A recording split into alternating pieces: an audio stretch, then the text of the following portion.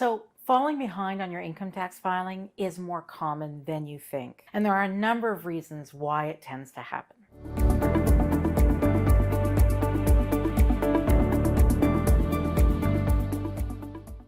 If you've fallen behind on your income tax filing, then you know that there was probably a period when you weren't falling behind. There is always a first time when somebody falls behind on their income tax filing. And what we find tends to happen is that as years go by, the job of catching up gets bigger and bigger. So a lot of times, a single missed return becomes many years of missed returns. So the first thing I really want you to remember here is that when you are late filing, that does not make you a bad person.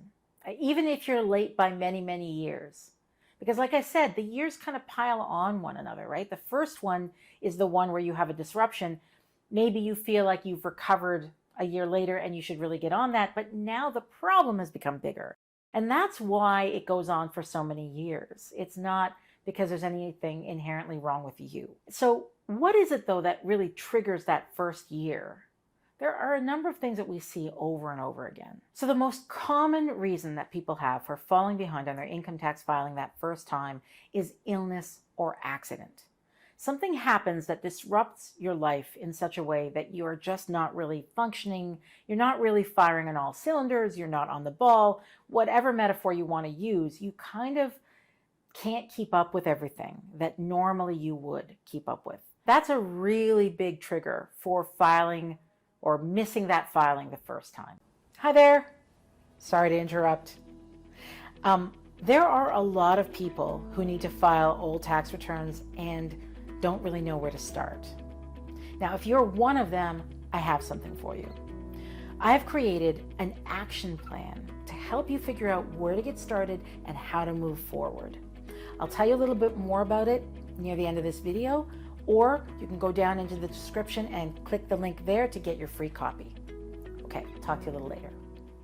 Now, another kind of disruption, it's not always physical. Sometimes it's an emotional disruption. A depressive episode, divorce, the loss of somebody that you care about, all these can be immensely upsetting, and they really will keep you from doing things like filing your taxes, which in times of great distress do not always seem to be the most important thing on your menu. Now, I want to point out here that the Canada Revenue Agency does actually recognize everything that I'm going to talk about here, including emotional distress, as precipitating events, as events that realistically could start the process of filing late.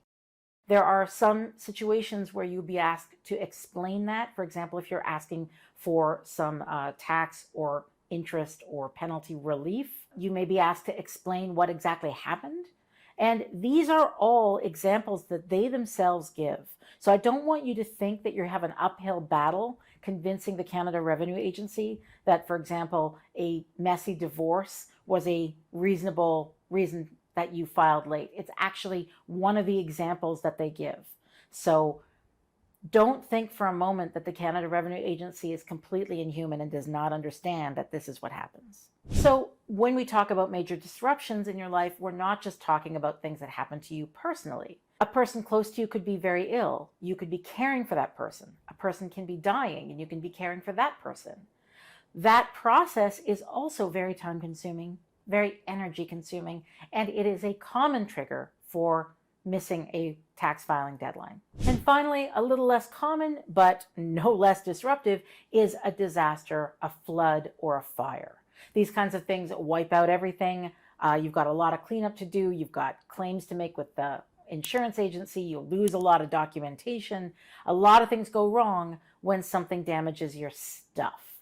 So a flood or a fire or other kind of disaster that turns your whole life upside down, this is also, it's a less common disruption because thank goodness it doesn't happen as often, but it definitely makes people file their returns late. And the Canada Revenue Agency recognizes that as well. Now, there is something you can do about that. In most cases, you either can or frankly must file those old returns. And I do have a video about facing the difficulties of filing old returns and why it's worth doing. So you can check that out up there. And if you found this video useful, please give me a like or a subscribe, and hit the notification bell so you know when I'm putting out a new video. I have lots of videos that help you get sort of a sense of mastery over income taxes and make you feel a little less stressed out about the whole process. So I do hope that you'll come along with me on that journey. I'm Sunny Weiderman from Personal Tax Advisors, and I'll see you in the next one. Hey again. Thanks for sticking around to the end of the video. So like I said before, I've created an action plan to help you get underway with filing your old tax returns. It's free, and you can get it by clicking the link in the description below.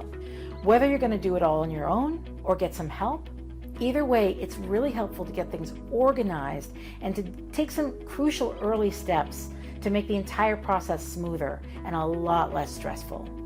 And I really want that for you. Being behind on your taxes can be a really painful experience, and it can be pretty overwhelming when you're right at the beginning. Click the link in the description, get your free action plan. Let that be the beginning of the end of this process.